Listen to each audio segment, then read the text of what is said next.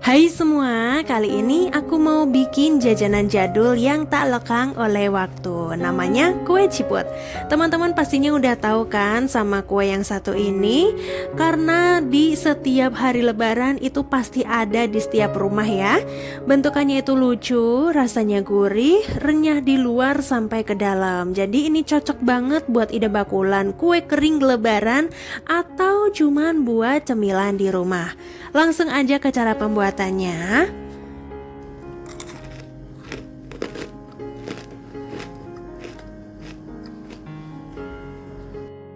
Langkah pertama, masukkan 2 butir telur, 130 gram gula pasir, 100 gram margarin, setengah sendok teh vanili bubuk, dan setengah sendok teh garam. Kita aduk sampai rata menggunakan whisker atau mixer kalau teman-teman mau mempersingkat waktu ya. Ini sampai gulanya larut dan tercampur rata semua. Kalau teman-teman pengen mempersingkat waktu lagi, bisa menggantikan gula pasirnya itu dengan gula halus. Jadi biarpun diaduk menggunakan whisker seperti ini tidak memakan waktu lama ya. Oke, segini aja udah. Selanjutnya kita masukkan tepung ketannya. Masukkan 500 gram tepung ketan secara bertahap. Lalu aduk adonan menggunakan spatula sampai menggumpal dan rata.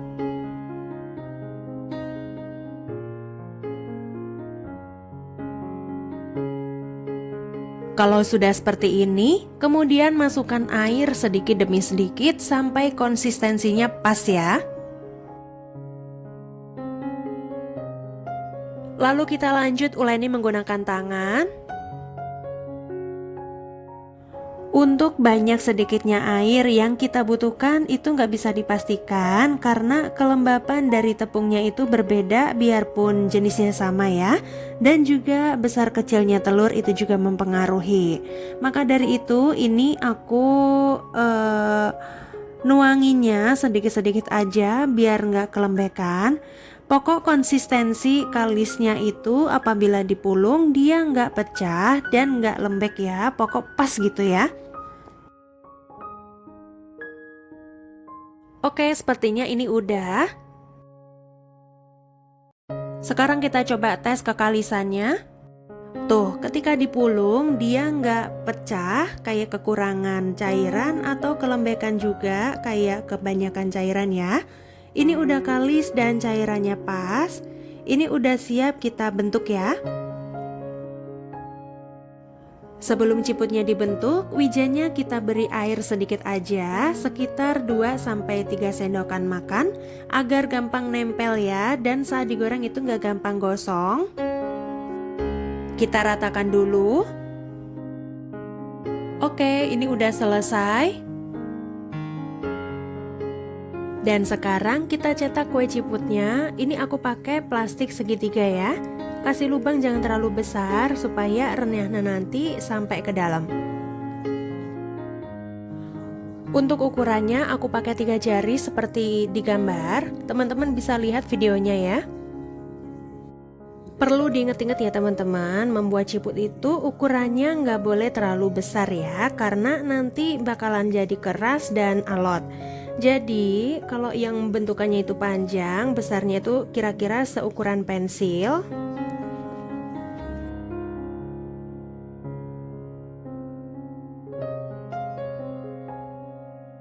Setelah dicetak, kemudian kita goyangkan wadah wijennya seperti di video biar wijennya menempel ya. Kalau ada adonannya saling menempel, bisa kita pisah-pisahkan dulu. Oke, seperti ini. Setelah itu kita pindahkan ke nampan bersih.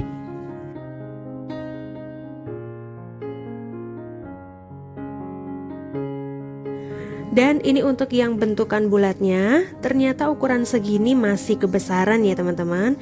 Biarpun udah mateng, hasilnya itu jadi keras dan alot. Untung itu masih gorengan yang pertama, jadi aku masih bisa benerin di gorengan selanjutnya ya. Pokok teman-teman kira-kira aja dan harus diingat benar-benar kalau yang bulat itu kita bentuk-bentuk kecil aja, sedikit lebih kecil dari biji kelereng. Itu kuncinya ya.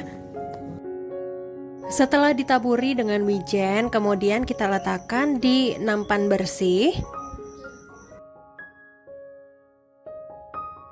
Kalau sudah, nampaknya kita putar-putar seperti ini. Tujuannya biar wijennya itu lebih menempel di adonan.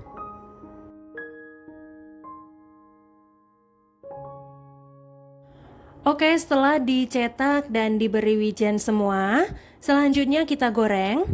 Goreng di minyak panas dengan api kecil. Ini tujuannya biar yang bagian dalamnya itu juga renyah ya.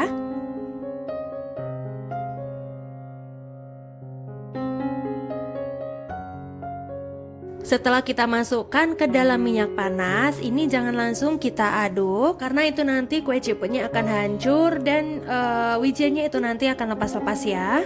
Makanya kita tunggu dulu sampai semua kue ciputnya itu mengapung seperti yang digambar itu ya. Kita tunggu dulu sampai semuanya mengapung, baru setelah itu kita aduk. Nah, seperti ini ya. Ini udah mengapung semua.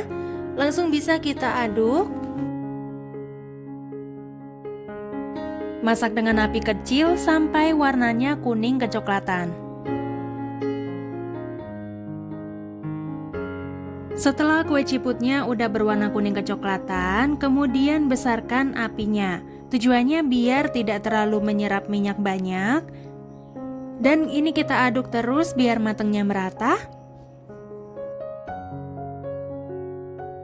Setelah kita goreng sekitar 2-3 menitan dengan api besar, ini udah mateng ya teman-teman, matangnya udah merata.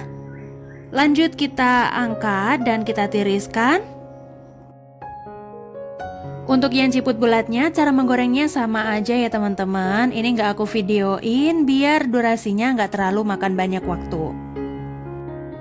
Kalau menurut aku pembuatan kue keciput itu cukup gampang karena nggak pakai alat yang aneh-aneh ya. Pakai whisker atau pakai sendok biasa itu udah cukup.